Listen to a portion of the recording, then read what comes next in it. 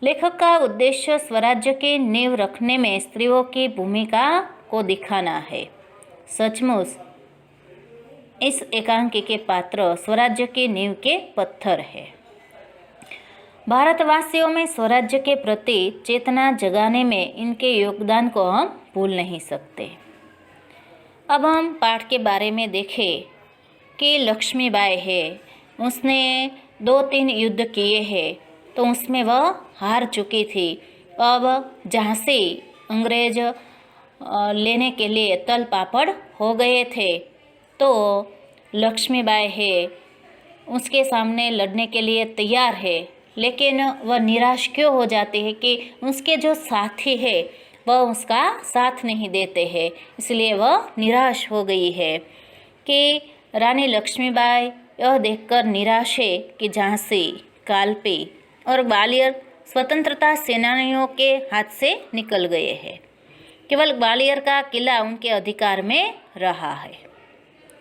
अब झांसी है वह भी उसने ले लिया है, तो झांसी वापस लेने के लिए वह निश्चय करती है कि जो भी हो जाए, लेकिन यह झांसी मेरा है, वह मैं लेकर ही रहूँगी। रानी लक्ष्मीबाई कहती है कि किसी भी कीमत पर झांसी है वह मैं अंग्रेज़ों के हाथ से वापस ले लूँगी, ऐसा वह निश्चय करती है। उसकी निराशा का कारण ये है कि उनकी सेना के बड़े योद्धा है राव साहेब, बांदा के नवाब रघुनाथ राव आदि विलास में डूबे हुए हैं। वह भोग विलास भोग रहे हैं, उसमें डूब गए हैं। मदिरा में, नृत्यांगना में वह डूब गए हैं, उसका आनंद ले रहे हैं, लेकिन देश को आज़ाद कराने में वह कुछ नहीं कर रहे हैं। इसीलिए उस लक्ष्मीबाई को बहुत दुख होता है। उनके पास शक्ति है, फिर भी वे दुर्बल है। उसको दुख इस बात का है कि उसके पास शक्ति है, लेकिन वह दुर्बल है। तात्या जैसे सेनापति होते हुए भी सेना में अनुशासन नहीं है। अनुशासन यानी कि शिस्त नहीं है सेना में। तात्या है वह भी बहुत बलवान है, ताकत वाला है, लेकिन उसकी सेना में भी अनुशासन नहीं है। युद्ध की ठोस तैयारी न कर वे ब्रह्मभोज में लगे हुए हैं। अभी युद्ध करना चाहिए, उसकी तैयारी करनी चाहिए, लेकिन वह भी ब्रह्मभोज में लगे हुए हैं। ब्राह्मणों का जो भोजन होता है उसे ब्रह्मभोज कहते हैं, तो उसमें भी वह लगे हुए हैं। उसके लिए श्रीखंड और लड्डू तैयार किए जा रहे हैं।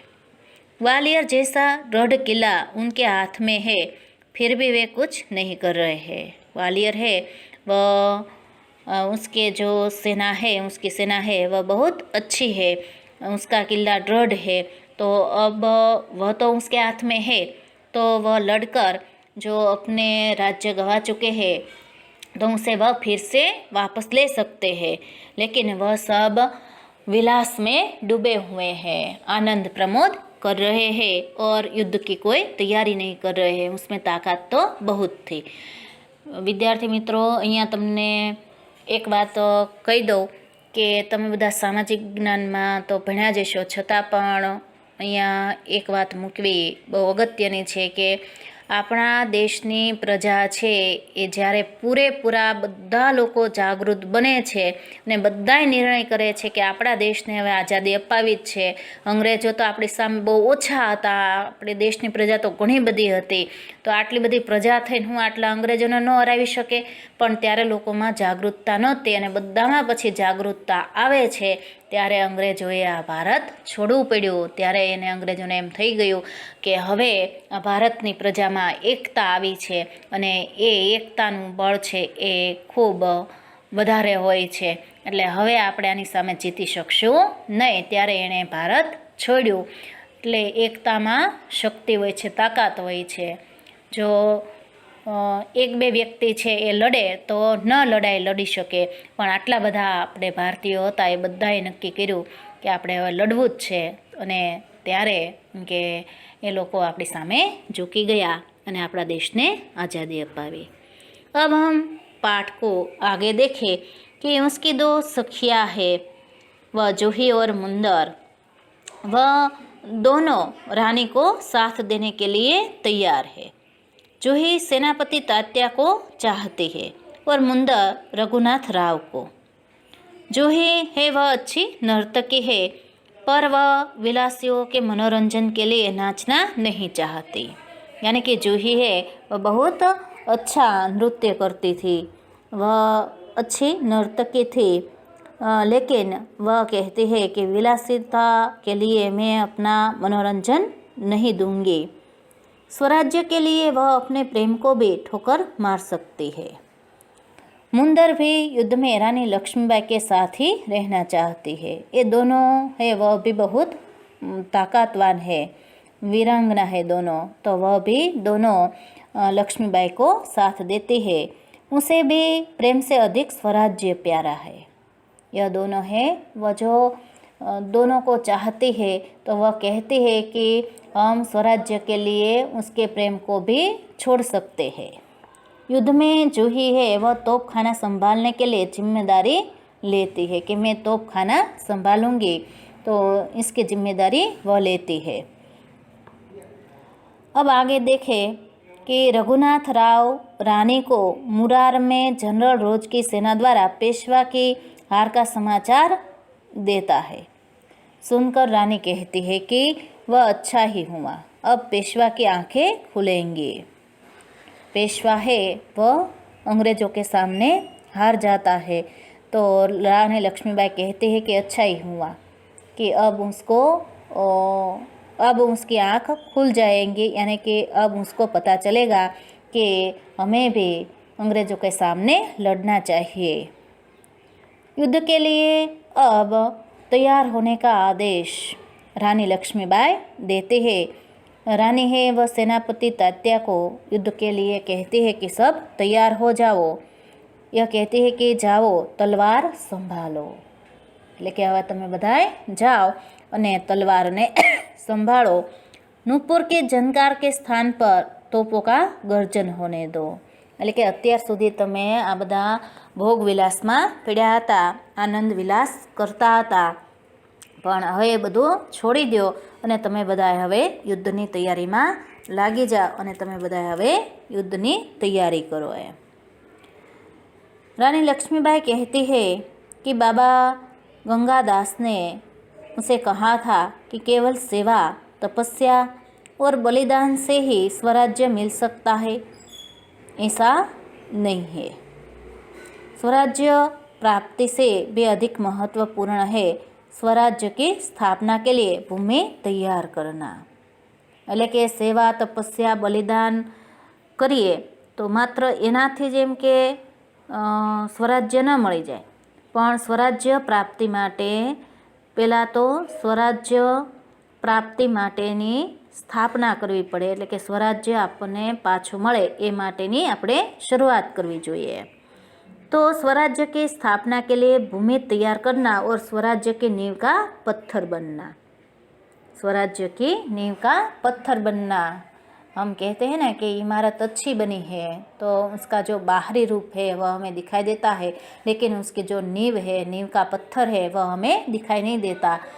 सारी इमारत है वह उसके ऊपर ही खड़ी होती है, फिर भी हम इमारत की ही प्रशंसा करते हैं। तो उसके जो गुरु थे गंगादास, उसने उसे कहा था कि तपस्या, सेवा, बलिदान तो जरूरी है, लेकिन स्वराज्य की नींव का पत्थर भी हमें बनना चाहिए। अब लक्ष्मीबाई कहती है कि जूही, मुंदर आदि स्वराज्य की नींव के पत्थर ही बनना चाहते हैं, तो वह भी मेरे साथ ही रहे। और लक्ष्मीबाई ये युद्ध के लिए तैयार हो जाती है। विद्यार्थी मित्रों, હવે હું તમને આમાંથી 5 ટૂંકા પ્રશ્ન પૂછું છું। એમાં પહેલો પ્રશ્ન છે, रानी लक्ष्मीबाई की चिंता का क्या कारण था? दूसरा प्रश्न, रानी लक्ष्मीबाई ने क्या प्रतिज्ञा की थी? तीसरा प्रश्न, जूही सेनापति तात्या का पक्ष क्यों लेती है? चौथा प्रश्न, जूही देश के लिए किसे ठुकरा सकती है? पांचवा प्रश्न, जूही अपनी कला को किनके गले की फांसी नहीं बना सकती?